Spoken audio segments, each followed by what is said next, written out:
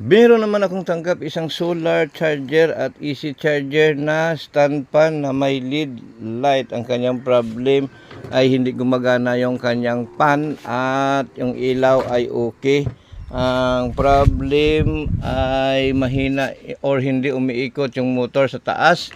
At ito troubleshoot natin. Ito yung kanyang power supply na charger sa AC na P or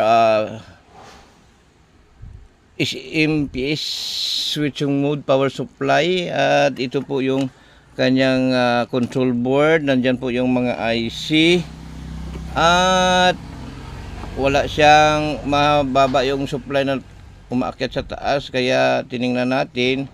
Ang diode na ito ay pareho number pero meron tayong nakitang namuti at nung itester natin ay mataas yung kanyang resistance compared sa iba.